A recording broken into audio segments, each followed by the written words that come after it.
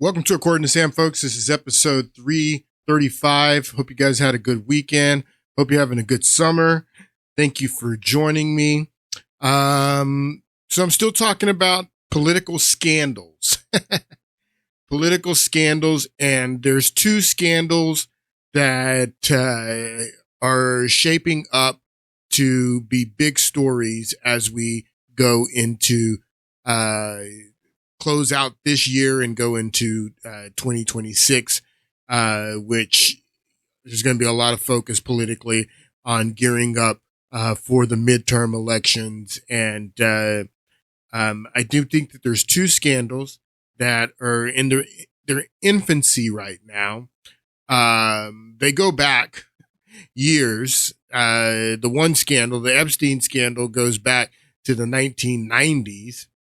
So, but those are the two scandals. The one is the Epstein scandal we've been talking about, and then the Obamagate scandal, which is the Russiagate scandal, which I've been telling you guys that they're essentially the same scandals because they, the same people that when Epstein was arrested for the first time and the cover-up happened in the Bush administration, all the same members of our intelligence community that were there were in Obama's administration, and they were running Russiagate, from the FBI to the CIA, the major players, John Brennan,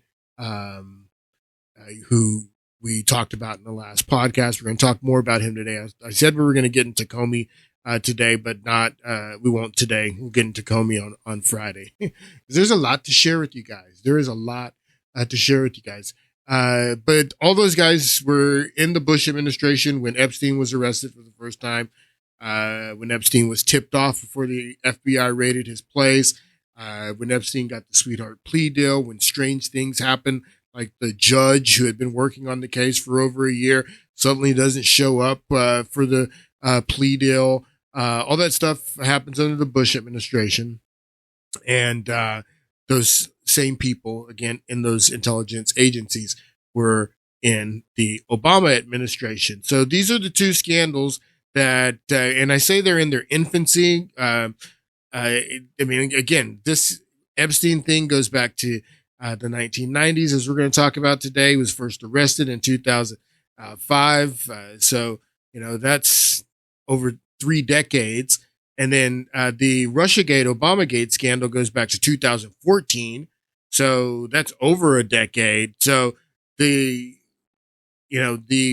understanding these scandals, you have to go back. But the reason I say that they're scandals that are emerging to be big news stories going into next year is because things that are happening, new interests in these two scandals. There's new interests in Obamagate after 10 years. There's new interest in Epstein after 30 years. So, scandal is what the Democrats are all about. Chuck Schumer put this, they love scandal. That's the only way they can get elected, is they can manufacture some scandal, and I think that Trump understands that.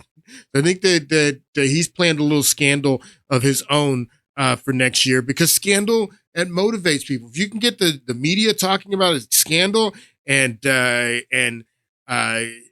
the public, all riled up about a scandal, you can turn out the vote. That's what they did in 2018 when they used the Russiagate scandal to turn out the vote and win back the House of Representatives. So Chuck Schumer put this post out today. It's about this new policy that Trump just implemented in Washington, D.C. To take over fighting, crime in that city. And Chuck Schumer puts this out for all of the talk Republicans give about their localities and their rights. Where are they now? If this was anything other than a political ploy and attempted distraction from Trump's other scandals. So let me read that again. If this was anything other than a political ploy and attempted distraction from Trump's other scandals, scandals in plural too. It doesn't say Trump's scandal. he says Trump's other scandals. And I'm starting, what the heck are you talking about, Chuck Schumer? What scandals does Trump have? Plural. It says plural scandals. What is he talking about? If this was anything other than a political ploy, an attempted distraction from Trump's other scandals, if he actually cared about the people of D.C., he'd demand the House finally release the billions of D.C. funding that they've been sitting on for months. So he insinuates that Trump is dealing with scandals, multiple scandals. I don't know what he's talking about, but he's talking about Epstein. Epstein's the one thing that they think that is salacious, and that they got, like I was saying in the last podcast, they think that they struck political gold with this Epstein thing, that Trump is in the files. And what makes them think that? I started rethinking all of this after last podcast over the weekend. Started rethinking all of this, man. And yeah, I mean, I feel like I was wrong. Like I remember when Trump and Elon Musk got into that back and forth over social media, and everybody's watching it. I mean, Trump would fire off a post on Truth Social, and then Elon Musk would answer him back on X, and they're firing off these social media posts, and everyone's, commenting on the post. Oh, ooh, this one's fire. He got him, and thinking about the soap opera of all of it, these two grown men fighting in public on social media. There were some people that were like, yeah, this doesn't seem like this is on the up and up. This seems like this is something that they planned beforehand. And then Elon, drops the gold. And I'm starting to think along these lines that was all a setup, and it was all set up for Elon to drop, the golden nugget that Trump is in the files. So this is what I'm thinking now. I don't know. Could be wrong. Could be right. But there's a lot leading me to think that they set that up, that they dropped that, hey, and Trump is in Trump is in the files. That's why he's not releasing them. And then, all of, Democrats are like, ooh, they haven't been interested in these files for 4 years through the Biden administration. None of them care. None of them ask, but ooh, Elon said that he's in the files. And then the article that comes out in the Wall Street Journal added more fuel, completely unsourced, unnamed sources. You don't know where the Wall Street Journal is getting this information from, but they write the article saying, yeah, Trump was told by Bondi back, in April, May, that he was in the files. That's why he's not releasing them. So that encouraged Democrats to start demanding the files even more, and why they think that they have struck political gold with this. But it could have been a setup the whole time. And I'm going to tell you what I mean by that. I alluded to it in the last podcast, but I believe that this was a setup. And I believe that Democrats are being set up in a trap. And this is not Trump's scandal. Epstein is not Trump's scandal. Like I've been telling you, it's a scandal of our intelligence community and more. But I think that there's some other people that are more worried about Epstein information coming out. And again, like I was saying in the last podcast, if Trump has something, a card like that, why would he release it now? Why would he release it now with Americans' short attention spans and try to, keep the scandal going all the way to next November? No. If he's got something like really juicy and he's setting you guys up and you taking the bait, keep it going all the way until this time next year and then release it. I would release it the Tuesday after Labor Day. The Tuesday after Labor Day is when I would release it. That's what I'm starting to believe, is that you guys were set up and you think this is a Trump scandal, but it may not be. I mean, I could be wrong, but a lot is leading me. We're going to talk about some of it here in a moment. A lot is leading me to believe that I am not wrong. So a second judge, a New York judge now, has come out and said that they're not going to release any of the grand jury testimony from the Maxwell case, and this is a second judge, and this isn't surprising anyone. No one expected. Trump was, and his DOJ requested this so they could, seem like, because he was, losing support amongst his own supporters.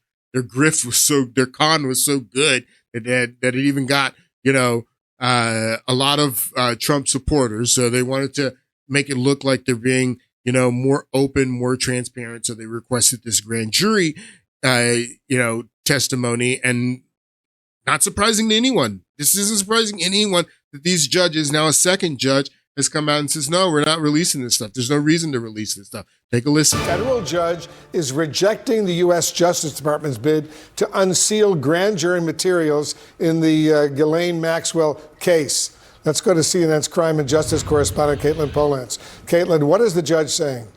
Well, Wolf, the judge is outright rejecting the Justice Department's bid for transparency around the grand jury transcripts that were behind the indictment of Ghislaine Maxwell in 2021. The judge says that the Justice Department's arguments, they just do not fly. The Justice Department wanted to say there was special circumstances here of public interest to want these transcripts to come out. And the judge over and over again, this is Paul Engelmeyer in the Southern District of New York Federal Court. He says that just is not the case. It's not a special circumstance because there's not enough in these grand jury transcripts that would be new to bring to the public anything of substance. The judge has read them.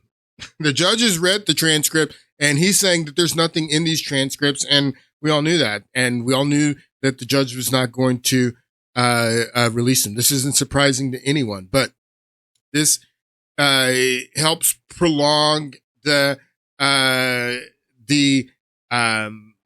suspense around getting to the truth, getting to the bottom of the Epstein files, and Trump gets to say now that the judge, or try to blame the judges and say that the judges, no one who knows this stuff expected the judges to release this stuff, but so this is the second judge. Not the case. It's not a special circumstance because there's not enough in these grand jury transcripts that would be new to bring to the public anything of substance. Some of the choice words from the judge: the grand jury materials would not reveal new information of any consequence. And this is a judge that has reviewed under seal a lot of these records from the grand jury deciding this situation. Also, the judge is saying in a binder that the Justice Department turned over of things that might not be public, it's only scattered words, clauses, occasional sentences. He says that there would be next to nothing new. There's no there. He also swipes at the Justice Department's reasoning here, this argument that there should be public transparency around these grand jury records, and that's a reason for their for them to be released, to wipe away the confidentiality that is so sacrosanct around grand jury records. And Wolf, the judge says that there could be a perception that this entire attempt by the Justice Department to unseal these records was aimed not at transparency, but at diversion. He says it's disingenuous, and there's been a misleading public characterization of what is in these records. The judge is calling out Trump's DOJ, basically saying what I just told you, is that nobody who understands this stuff expected the judge to do this. And the judge is saying, not only am I not doing it, you knew that I wasn't going to do it, and this is just a ploy to divert. So it's obvious that is what's going on. He also looks at victims who were writing to the court asking for transparency and says they have been misled too. They are a reason why there should be transparency, but there just wouldn't be anything if these grand jury transcripts were released. Back to you. All right, Caitlin Polantz reporting. Thank you very, very much, Pamela. All right, I also want to bring back CNN senior legal analyst Ellie Honig. All right, so Ellie, you're very busy today, obviously, on a lot of fronts. Let's talk about this issue. It goes without saying, this is significant. What is your reaction to the judge's rejection here?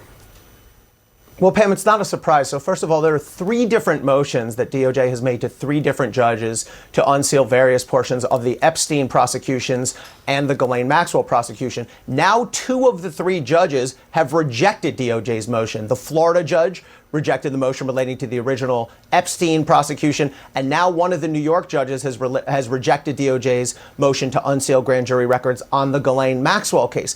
And the reason for that, first of all, grand jury testimony is ordinarily secret. There's a specific federal rule that says you can only unseal grand jury testimony in specific narrow circumstances. And both judges who have ruled so far found none of those circumstances apply here. Usually that applies where some other prosecutor or some other defendant needs the materials. Now, in the case that just came down, DOJ argued, yes, but there's special circumstances. The public has a need for transparency. And as Caitlin just laid out, this judge starkly rejects that. This judge says there's really very little of substance that's new or informative in the grand jury records. Essentially, all of the relevant information is in the indictments themselves. And it's not surprising, Pam, by the way, because the way federal prosecutors usually indict cases is you just put an FBI agent in the grand jury. We know that's what was done here. The FBI agent gives a broad overview of the case that basically tracks the indictment, and then you have your indictment. And so it seems that's exactly what happened here. And the judge therefore says there's no real need for transparency. This wouldn't add anything. Therefore, the motion's rejected. Let me just follow up very quickly, Ellie, because, the administration could argue, well, look, we're trying to release all this information, but the judge is blocking. But to be clear, this is a small part of the information the administration has in its possession, right? Very important point, Pam. Yes. I was talking over her, so I just want to make sure. A small part of the information the judge is blocking, because, the administration could argue, well, look, we're trying to release all this information, but the judge is blocking. But to be clear, this is a small part of the information the administration has in its possession. That the grand jury, what she's saying is that the gold mine of information on Epstein is at the DOJ. That's what she's saying. And that the grand jury information, not only are any of these judges ever going to release this information, because like he says, that this information is private and there's only certain situations that you would release this grand jury information. And so the public feels good politically about Trump being transparent is not one of those reasons. So no one expected the judge to release this information. And now the Trump administration is saying, well, we tried, but it's the judge. Don't blame us, blame the judge. That's what she's saying. But she's saying, but the real wealth of information on Epstein is not the grand jury information. That's at the DOJ. That's the argument she's making here. And she's right. A small part of the information the administration has in its possession, right? Very important point, Pam. Yes. The grand jury testimony we're talking about is a sliver of a fraction of the entire file. We know that it's only testimony from 2 law enforcement agents. All the rest of the files, Pam, all the non-grand jury material, the vast majority of the case itself, that's all within DOJ's control. It's the DOJ. They have to, of course, redact and protect people's identities, but they could put that out today if they wanted to. Why today? Why are they going to put it out today? Like I said, I would wait until next year, the Tuesday after Labor Day, and that's when I would put it out. That's when I would get the most political capital out of it. Putting it out today would be stupid because you put it out today. Americans have short attention spans. It's a controversy up until this time next summer, and by this time next summer, everyone's already forgotten about it. Yes, they could put it out today. He could put it out today, but let people, talk about it a little bit more over the next 6 to 9 months.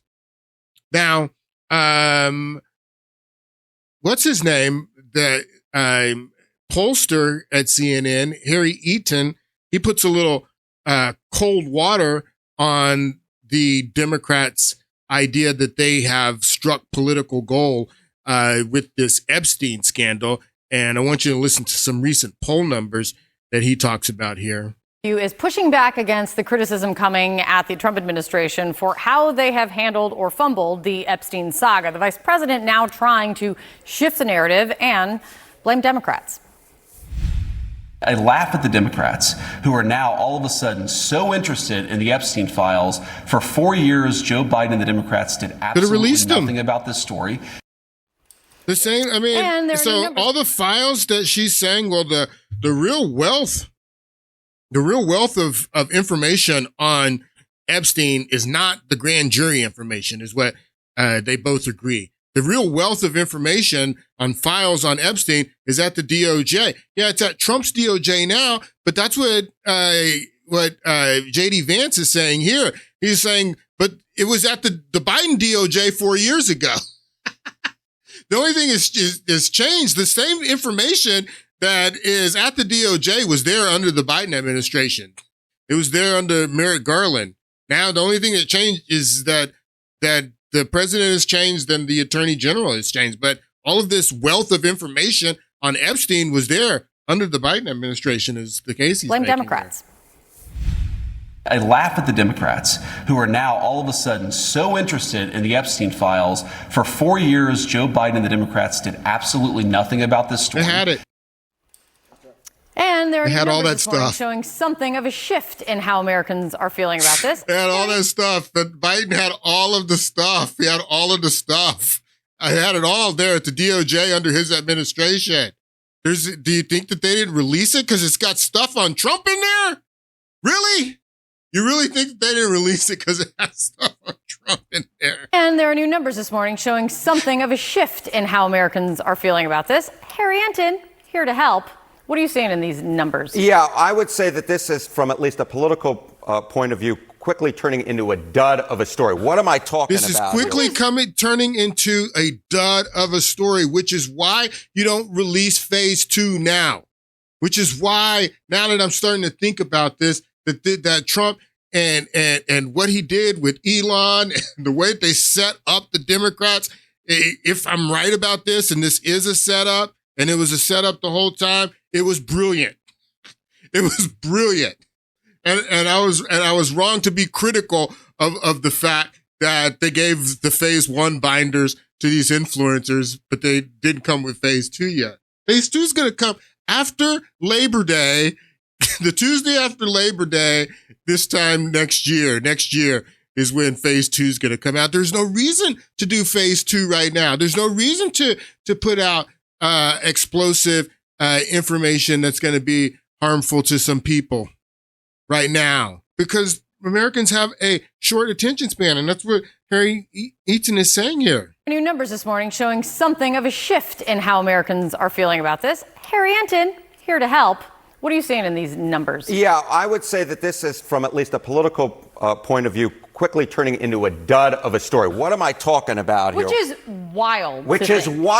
This has been for 3 weeks now. Exactly. Take a look here. Google searches for Epstein down 89% versus just 3 weeks ago. Falling through the floor. It is no longer the top term searched alongside Donald Trump's name. That's been trading off between Taros and Vladimir Putin. Maybe the Tuesday after Labor Day is still too soon. Maybe you hold on to it until you get into the month of October. 3 weeks? I mean, 3 weeks and people have already lost interest. Through the floor. It is no longer the top term searched alongside Donald Trump's name. That's been trading off between Taros and Vladimir Putin, with obviously the meeting coming up later this week. Which we're going to talk about in a moment. The American people's interest in this story, it's quickly becoming something of a nothing burger. So out of sight, out of mind, maybe, is applying here a little bit. But has it impacted, have you seen numbers that has impacted Trump's popularity, favorability, anything? No, not really. I mean, take a look here. Let's take a look at the overall numbers. Trump's approval rating in July of 2025, it was 45%.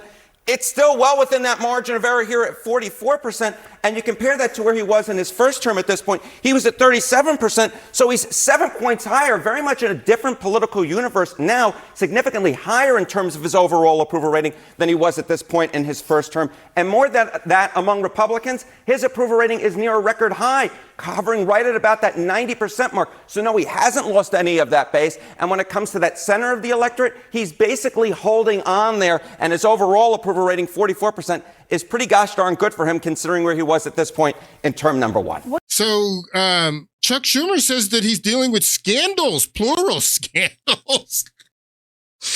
That he's trying to, it's a political ploy attempted to distract from Trump's political scandals, his other scandals, more scandals. What are you talking about? He doesn't have any scandals. He's got over 90% approval rating with Republicans. He's holding steady with independents. He's at 44% in the CNN poll. I think that he's on average at Real Clear Politics, 46%, something like that. I mean, he's not being affected by this Epstein story at all. And that's now, today. You're talking about, I mean, we got a whole year. And I think that if anybody has any bullets on this Epstein story, if anybody has any ammo for this Epstein story, it's not Democrats. I think that it's going to be President Trump, and we're going to talk about why. Right, hovering right at about that 90% mark. So no, he hasn't lost any of that base. And when it comes to that center of the electorate, he's basically holding on there. And his overall approval rating, 44%, is pretty gosh darn good for him, considering where he was at this point in term number one. What do you think is behind it? Why there hasn't been more movement? Yeah, why hasn't there been more movement? I think this is pretty simple. Take a look here. Nation's top issue is the Epstein case. This is the number of respondents. This isn't the percentage of respondents. This is the number of respondents. In our last CNN poll, look at this. 0 respondents said that the Epstein case was the top issue. How about among independents? 0 independents said that. And among Republicans, and therefore overall, just a single one. So yes, there used to be a lot of interest in this story. 3 weeks ago. The bottom line is that even amongst those who had high interest in this story, it wasn't something that they thought was all that important. And as I said at the beginning, the interest in this story has fallen off the table. Which also, when you look at this and you compare it to just the attention that Capitol Hill was giving it, Donald Trump's They're still giving it. Congressional committees were giving it. It is well, congressional committees are still giving it. So this is now we get into this because the oversight committee is they're going to help Trump out because Trump wants to continue to make this a story, but also say that it's a hoax because he's setting these guys up. That's the whole thing. So he's actually playing coy. No, I don't want to talk about this, but yeah, let's talk about it a little bit more. Because he's setting these guys up, and the oversight committee, Republican-led oversight committee in the House of Representatives, is going to help him out because now they have started. Because all the Democrats say we want to get to the bottom of this. All the Democrats are hounding the Speaker of the House and they're like, oh, you let us out on send us on our August break early because you're trying to cover up for Epstein because you know Trump's in there. So all the Democrats have been trying to force the Republicans to, yeah, we want to do something. So the oversight committee is all, okay, you guys want to do something? Or let's go. Let's have a hearing in the oversight committee. And the beautiful thing about it is that the Democrats are the ones that were trying to force the Republicans to let's get to the bottom of this. We want to get to the bottom of this. We want to have votes to force Trump to release this stuff. We know he's in it. The Wall Street Journal says he's in it. Elon Musk says he's in it. We want to get to the bottom. So oversight committee's okay. You want to get to the bottom? We're going to have hearings. We're going to have hearings. We're going to subpoena people. We're going to have hearings and we're going to subpoena people. House oversight committee issues subpoena for Epstein files depositions with Clintons. Okay. You guys want to get in the bottom of this? Then we're going to call Clintons. Hey. All right. So you have a clip here. Let's listen to a little bit of this clip here so you can see who all the oversight committee is going to testify on Epstein. This is beautiful. Set up beautifully. House Oversight Committee has issued subpoenas for several former government officials, including attorneys general, FBI directors, former President Bill Clinton, Look at this. They've subpoenaed William Jefferson Clinton got a subpoena from the House Oversight Committee. Democrats, you want to get to the bottom of this, right? You want to get to the bottom of this? All right, we got to get to the bottom of this. Yeah, we got to talk to Bill Clinton. We got to talk to his wife, Hillary Clinton. We got to talk to Loretta Lynch. We got to talk to Merrick Garland. We got to talk to Eric Holder. We got to talk to Jeff Sessions. We got to talk to Bill Barr. We got to talk to Alberto Gonzalez. We got to talk to James Comey. We got to talk to Robert Mueller. You guys want to get to the bottom of this, right? Democrats. You're the ones who want to get to the bottom of this. You keep saying you want to get to the bottom of this. All right, so these are the people that we got to talk to. These are the people that are subpoenaed. This is beautiful. It was set up beautifully. And again, look at all these people. Like I said, this is why I keep telling you that the Epstein scandal and the Obamagate scandal there's so much crossover because it's basically the same people. It's the same people. Mueller, Comey, Loretta Lynch is very involved. When we start talking about Comey in the next podcast, we're going to talk about a lot about Loretta Lynch. Bill Barr is all these people are involved in these are people who are being indicted for Epstein, but they're also involved in Russiagate. Jeff Sessions, Hillary Clinton, Bill Clinton. We're going to talk about all of them when we get back into talking about Russiagate and Comey in the next podcast. All these people are players. So that's why I'm telling you that there's a lot of crossover in these two scandals. House Oversight Committee has issued subpoenas for several former government officials, including attorneys general, FBI directors, former President Bill Clinton, former Secretary of State Hillary Clinton, to discuss matters related to Jeffrey Epstein.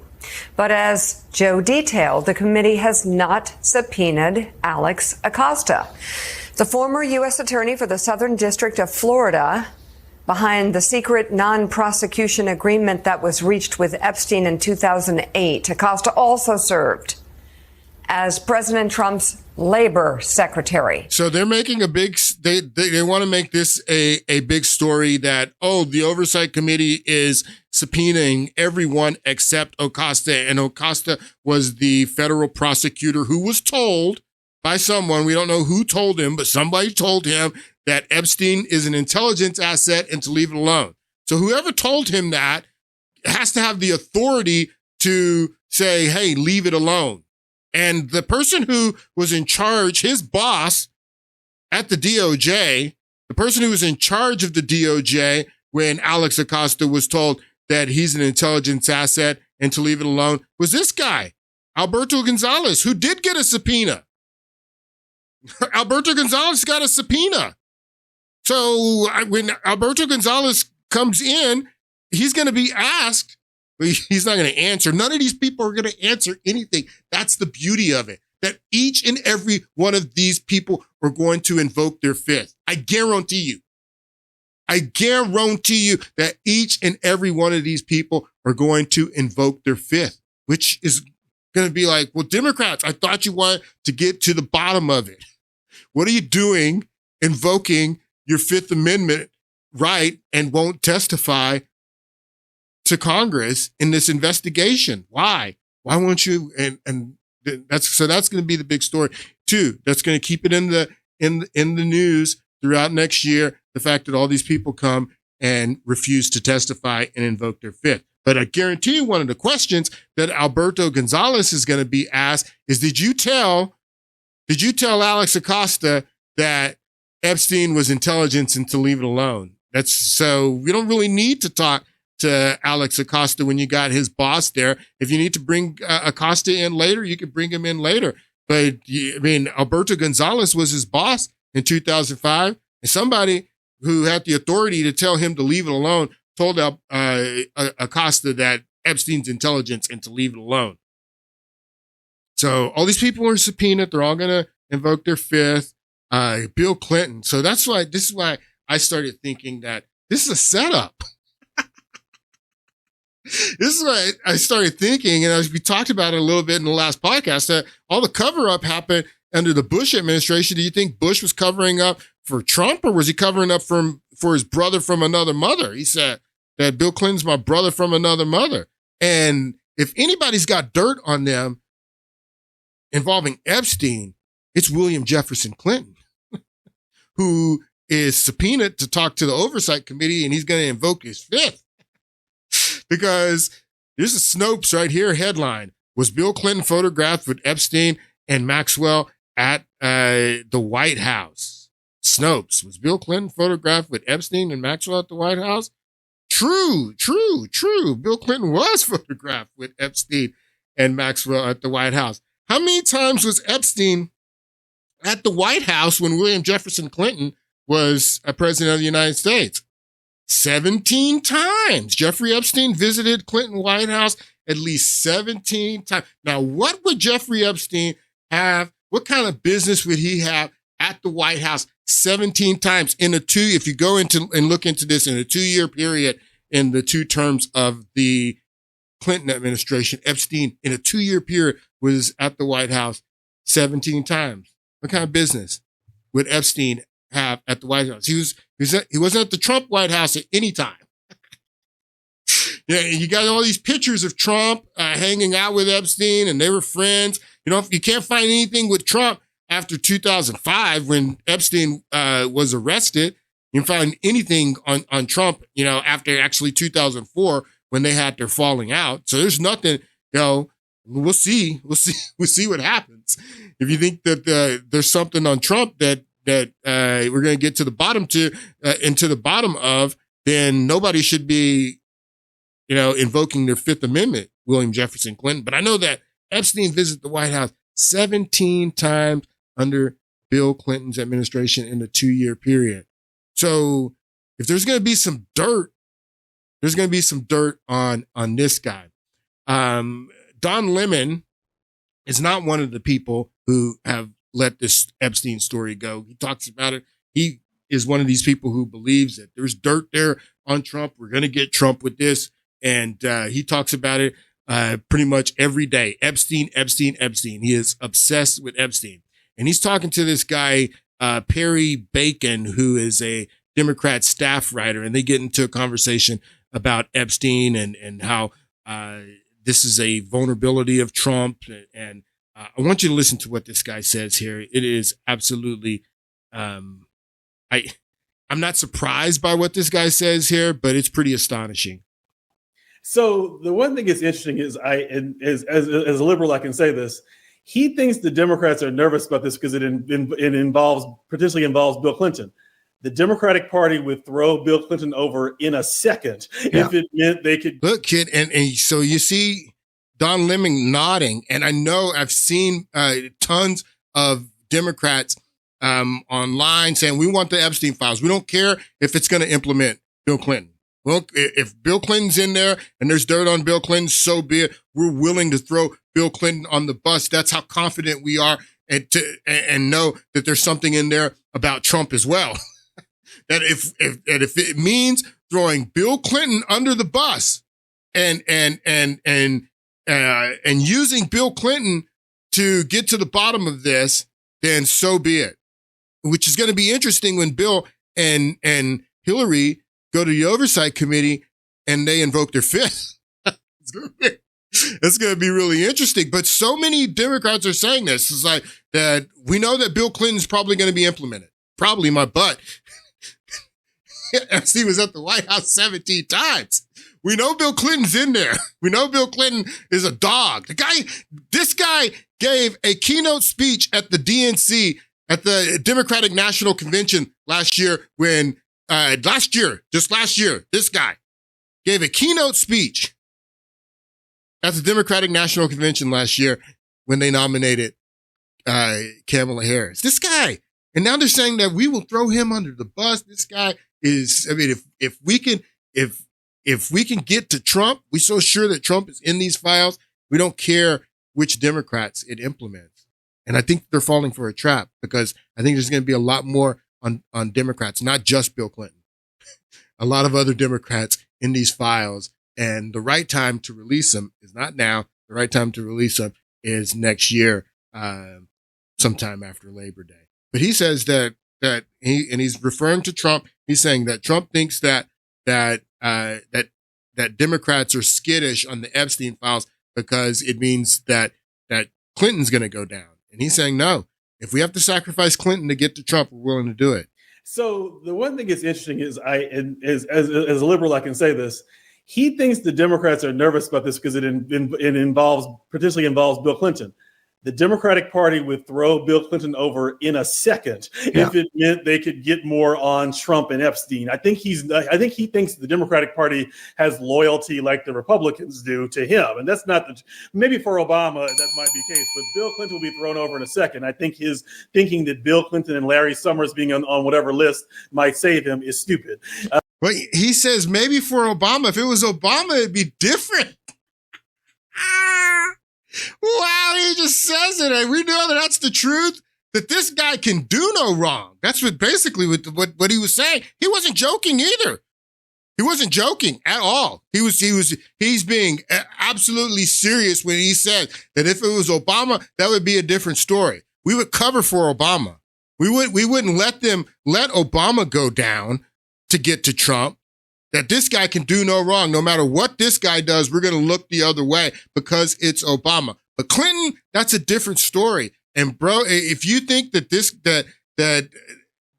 if you think he was just joking, or that there's not millions of Americans, Obama sycophants that believe what he just said, then you're out of your mind. And that's the thing, that as we get into the Obamagate scandal, which is the other scandal, the Russiagate scandal, it's two scandals that I think are going to be big stories next year. The Epstein scandal, but it's not going to be like what you think.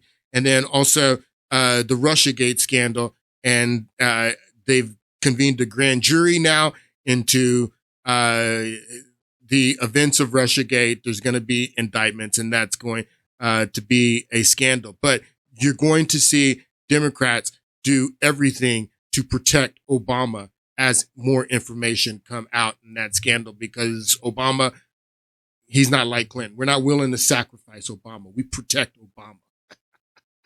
And he just says it. But all these people were involved. Robert Mueller, who was FBI director back in 2005, he just got a subpoena to come to the Oversight Committee.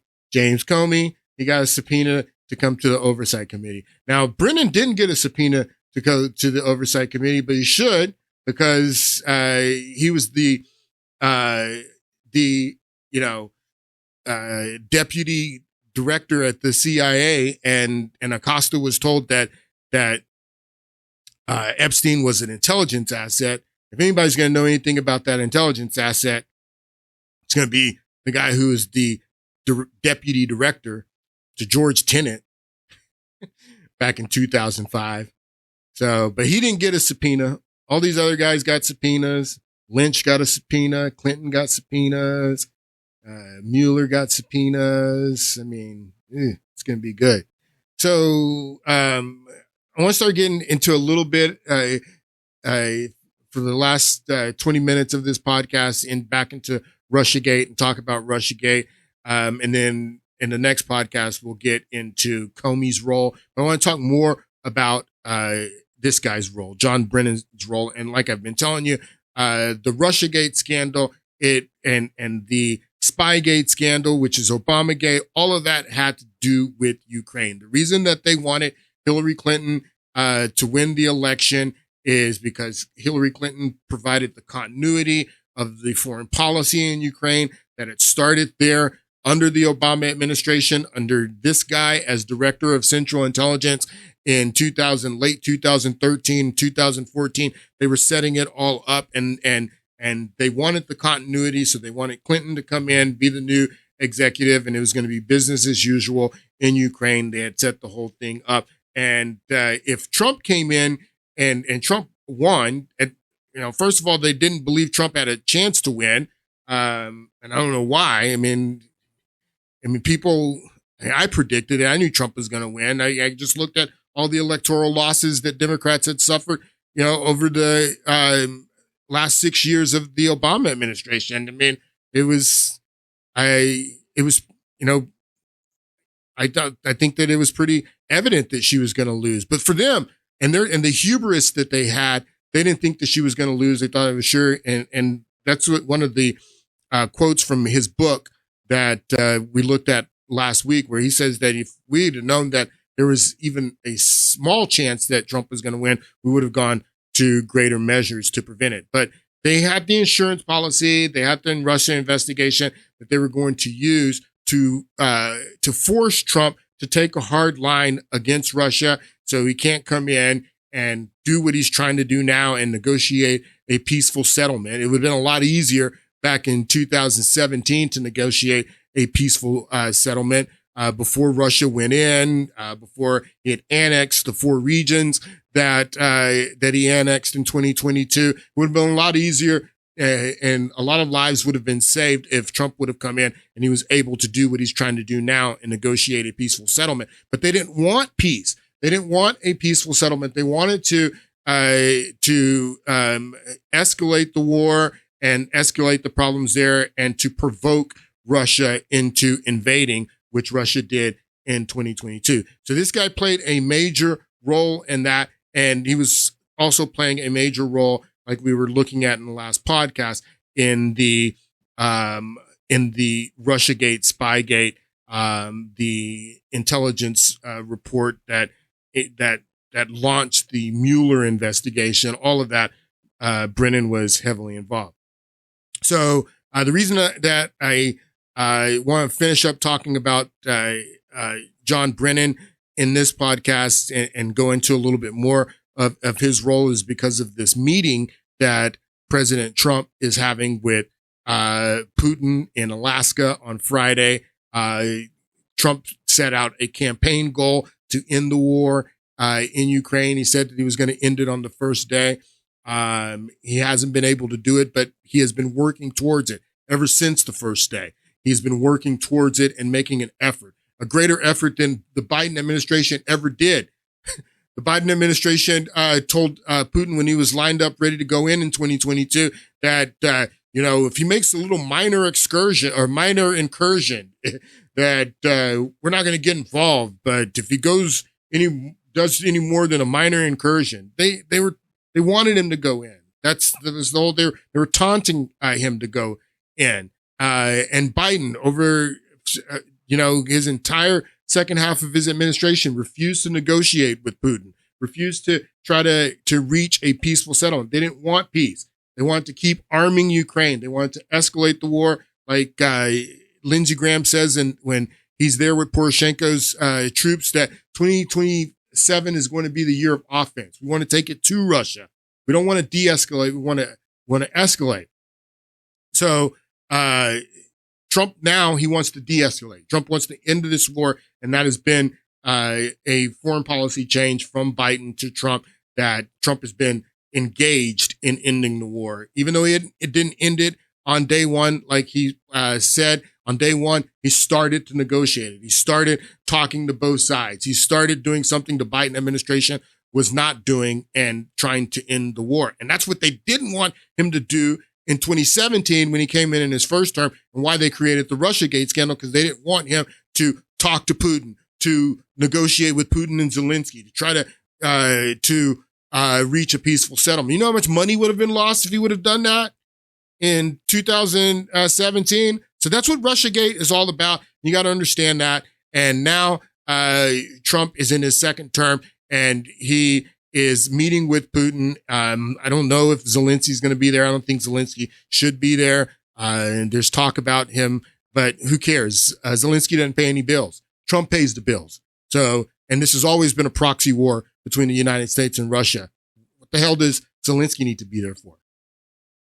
For high-stakes diplomatic talks regarding the war in Ukraine. Now, it comes as President Trump and Russia's President Vladimir Putin are set to meet Friday in Alaska. Now, European leaders are raising concerns those discussions between Trump and Putin will take place without Ukraine at the table. Meanwhile, Ukraine's President Volodymyr Zelensky says he's counting on results from Trump's meeting with Putin, but making it clear Ukraine won't give up land to end the war.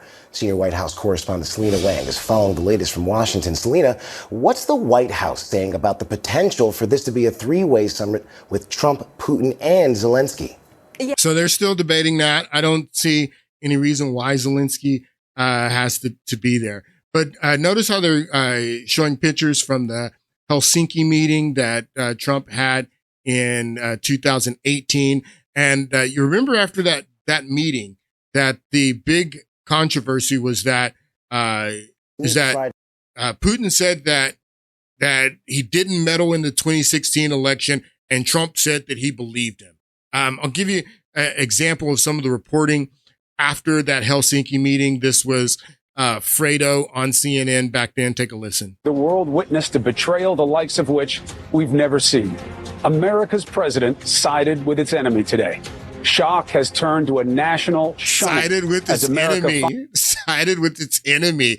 Obama did the reset in 2009. What are you talking about? In 2012, Obama said that the 1980s called they want their foreign policy back. He sided with his enemies. And this was on every network, on ABC, CBS. They all framed it this way. And this is some of the a narrative that you're hearing now that Trump is meeting with Putin. They're saying, how can Trump invite Putin to the United States? And you're hearing that the same Cold War type of talk. He sided with the enemy. So you're seeing that because a lot of the media, they were back there very much part of the story with Russiagate back in 2016, 2017. The media played a very important role. They don't want peace either. So they're trying to obstruct the peace process. And just like you heard, talk like this after the Helsinki meeting in 2018, it's the same talk today that Trump is, Putin's puppet, that he's going to do whatever Putin wants him to do. He's siding with the enemy, all this stuff, all this narrative, so they can keep this war going. And it's sad that people, don't want peace. It's sad that people, are so easily manipulated by the media and by the intelligence agencies that they will support war and support people dying that don't really need to die and shouldn't be dying. And all of this stuff started under the Obama administration. Didn't start under Trump. It started in 2014 under the Obama administration. But I want you to listen to a little bit more Fredo here. America's president sided with its enemy today. Shock has turned to a national shunning as America finds unity in President Trump's perfidy. First up tonight, we have former U.S. intelligence chief Leon Panetta on what does it mean when a president betrays his own country. It was the simplest of all questions regarding Russia's attacks on our democracy. Did it happen? So I have great confidence in my intelligence people, but I will tell you that President Putin was extremely strong and powerful in his denial today. So 2 weeks ago, Bill Maher played a clip of Putin saying, asking Putin if he directed the GRU to interfere in the election. And yes, I did was the answer. And then Bill Maher just cuts it. And the whole controversy was around the fact that if in context, the entire context of what was said was Putin saying what he had always said is, no, we didn't do this. No, we didn't interfere in the election. and that's what Russiagate about. That's what this new scandal and these new disclosures from Tulsi Gabbard and the annex documents from Durham are showing us is that our intelligence agencies, they knew that what Putin was saying back in 2018 when he says, no, we didn't do this. The intelligence we had said that Putin was right, that they John Brennan manufactured other intelligence to make it look like Putin. And so these people are disgusting. And you're seeing reports like this bringing up people like Leon Panetta, who was Barack Obama's CIA director. One of Barack Obama's director of CIA worked under Clinton. Of course, what's he going to say? Like he's an intelligence, former DCI. You got to listen to this guy. And this is such a joke. But that's what they did not want. They did not want Trump to do what he's trying to do now, attempting to do in his second term, ignoring all of this talk. He didn't care what you guys are saying now about him catering to Putin. He wants the war to end. He didn't care how he has to get the war to end. He wants the war to end. He's done with the war, and I applaud him for that. We're talking about this woman who was the ambassador from Ukraine, Marie Yovanovitch. She became a whistleblower in Trump's first impeachment, which I told you the first impeachment was part of the Russiagate cover-up, that they were impeaching Donald Trump because of this phone call. And they told everyone that the reason they were impeaching him because he was trying to dig up dirt on his opponent, dig up dirt on Joe Biden, who hadn't even won the nomination yet, who lost the first two primaries. I mean, it's unlikely that he even would have won the nomination in 2020 if they wouldn't have, got everyone to drop out for him. Because he lost the first two primaries, but he was the presumptive nominee in 2019 when Trump was on this phone call. And so in a portion of the phone call, which is, about 10 minutes, Donald Trump mentions this investigation into Hunter Biden. So they seized on that and said that Donald Trump was threatening to withhold weapons from Zelensky if Zelensky didn't help dig up dirt on Joe Biden, which is completely ridiculous. And again, I can't believe that American people fell for that. Mostly Democrats did. But this woman was part of that. She became a whistleblower. She testified in that impeachment. I didn't mention this in the last podcast, but Yovanovitch is a diplomat and resident at the Institute for Study of Diplomacy at Jesuit Georgetown University. But this is why you take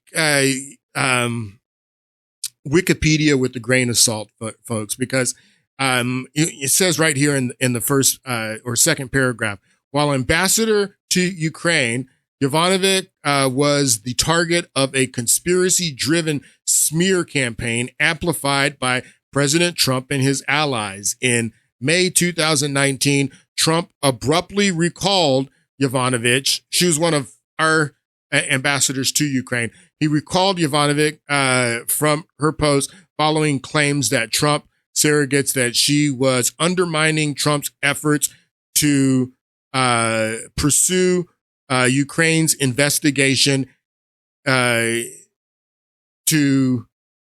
pursue Ukraine to investigate his political rival, former Vice President, U.S. President Joe Biden. So they put that in there. They put in this Wikipedia page that the phone call and the reason that they impeached them was because he was trying to get Zelensky to dig up dirt on Joe Biden. And if we listen to the phone call, we'll listen to a little bit more. Again, that's not what Trump was trying to get Zelensky to do. He wasn't trying to get him to look up dirt on Joe Biden. He was trying to get him to look up the servers, the CrowdStrike servers, because CrowdStrike was the only one who had done the forensic investigation on the DNC servers, which they said that Putin had hacked into. And Putin says we didn't hack into them. So Trump's like, I want to get my hands on these servers. Now the Mueller investigation's over.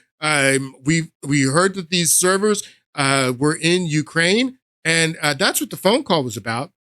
You remember also we talked about in December of 2016, just a few weeks before Trump is going to be sworn in, he's president-elect, that Lindsey Graham, John McCain, Amy Klobuchar went to Ukraine while Trump's president-elect. And this is around the time the assessment comes out.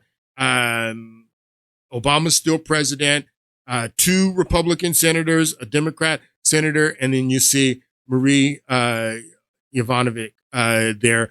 She was there with them as well. So, and the reason that they went, I told you again, is because they wanted to ensure continuity and tell Poroshenko that no matter that Donald Trump won or not, and he's getting ready to be sworn in, 2017 is going to be a year of offense. We're going to escalate the war with Russia. So, and she was there. So in the phone call, you have the transcript right here. This is the transcript between Donald Trump and Zelensky that Donald Trump was impeached for. It says right here, I would like you to do us a favor, though, because our country has been through a lot and Ukraine knows a lot about it.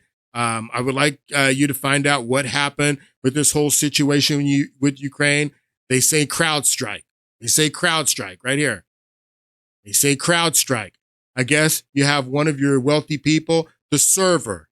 They say Ukraine has it. There's a lot of things that went on, the whole situation.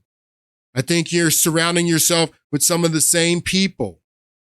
I would like I would like to have you and the attorney general, I would like to have the attorney general call you and your people. I would like you to get to the bottom of it. Get to the bottom of what? Biden? No, not get to the bottom of Biden. Get to the bottom of CrowdStrike. Get to the bottom of the servers. As I saw yesterday, that whole nonsense ended with the very poor performance by Robert Mueller.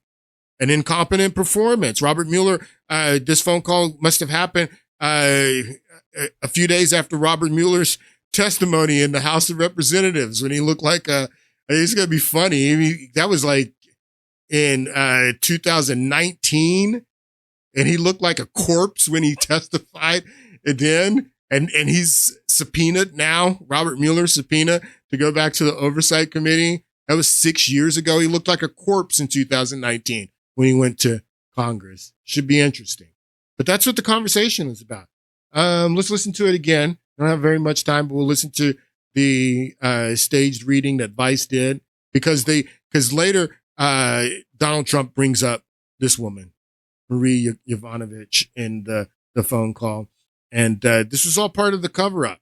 The impeachment, the first impeachment of Trump was all part of the Russiagate cover-up. I would also like to thank you for your great support in the area of defense. We are ready to continue to cooperate for the next step. Specifically, we are almost ready to buy more javelins from the United States for defense purposes. I would like you to do us a favor, though, because our country has been through a lot, and Ukraine knows a lot about it. I would like you to find out what happened with this whole situation with Ukraine. They say CrowdStrike. I guess you have one of your wealthy people. The server, they say Ukraine has it. There are a lot of things that went on, the whole situation. I think you're surrounding yourself with some of the same people. I would like to have the Attorney General call you or your people, and I would like you to get to the bottom of it. As you saw yesterday, that whole nonsense ended with a very poor performance by a man named Robert Mueller, an incompetent performance. But they say a lot of it started with Ukraine. Whatever you can do, it's very important that you do it if that's possible. Yes, it is very important for me and everything that you just mentioned earlier. For me as a president, it is very important, and we are open for any future cooperation. We are ready to open a new page on cooperation and relations between the United States and Ukraine. For that purpose, I just recalled our ambassador from the United States, and he will be replaced by a very competent and very experienced ambassador who will work hard on making sure that our two nations are getting closer. I would also like and hope to see him having your trust and your confidence and have personal relations with you, so he can cooperate even more so. I will personally tell you that one of my assistants spoke with Mr. Giuliani just recently, and we are hoping very much that Mr. Giuliani will be able to travel to Ukraine, and we will meet once he comes to Ukraine. I just wanted to assure you once again that you have nobody but friends around us. I will make sure that I surround myself with the best and most experienced people. I also wanted to tell you that we are friends. We are great friends. And you, Mr. President, have friends in our country, so we can continue our strategic partnership. I also plan to surround myself with great people. And in addition to that investigation, I guarantee as a president of Ukraine that all the investigations will be done openly and candidly. So Zelensky agrees to do the investigation. The investigation into what? Not Biden. They haven't even brought up Biden. They're talking about the investigation into CrowdStrike and the looking for the servers. That's what they're talking about. They haven't even brought up Biden once. I also plan to surround myself with great people. And in addition to that investigation, I guarantee as a president of Ukraine that all the investigations will be done openly and candidly. That I can assure you.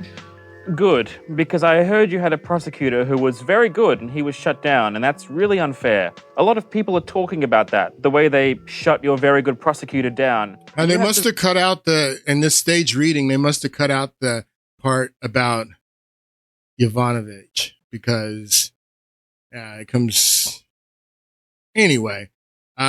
He does bring her up in this conversation, and just a few more things. I'm not going to be able to get to everything that I wanted to get to in the podcast, but I wanted to make sure that you understood that John Brennan played a major role in what happened. Major role, and his CIA played a major role in what happened in Ukraine, which kicked all this off in 2014. In the front of the scenes, you had people like John McCain and Chris Murphy who were there from the beginning on stage standing with Klitschko, standing with other Nazis on stage at Euromaidan. You had Obama's State Department, Victoria Nuland, Obama's ambassador there, handing out sweets and handing out cookies. This is all in front of the scenes, in the front of everybody, the face of the Obama administration there while Euromaidan was going on. But what Brennan did was behind the scenes and clandestine operations. That's what the CIA does. It's behind the scenes. And what Brennan did is he took this peaceful protest where you had American diplomats there on stage talking to the people, addressing the people, American people from the State Department handing out cookies and everything. Behind the scenes, John Brennan, he turned that into violence. Violence returned to the streets of Kiev again last Tuesday when police he played and the role, his CIA played the role into turning that into violence, that crowd into violence. And that's what set everything off, which, set off the war in Ukraine. It played a major role. It came out last year that the CIA, look at this headline, the CIA maintains 12 secret bases in Ukraine, and the Biden CIA had to admit that last year. The CIA maintains 12 secret bases in Ukraine, which started after 2014. John Brennan, he traveled himself personally to Ukraine at this time. The U.S. confirms that CIA Director John Brennan has visited Kiev and met with Ukrainian officials. White House spokesman Jay Carney says Brennan's visit over the weekend was part of a trip to Europe. He said such senior-level visits of intelligence officials are standard means of fostering security cooperation. So Brennan took trips over there in 2014 when this was all going on. They have 12 secret bases. The Russian government, actually, they came out a day after Biden administration admitted that they have 12 secret bases, and the Russians said there's more than 12. Don't think we don't know about the secret ones as well. So John Brennan played a major role in this, and that's why he was so invested in framing Trump, so Trump doesn't come in and change the policy. Didn't get to everything. We'll get back into this on Friday because I still have a lot more to share. Hope you guys have a great week, and I'll see you on Friday.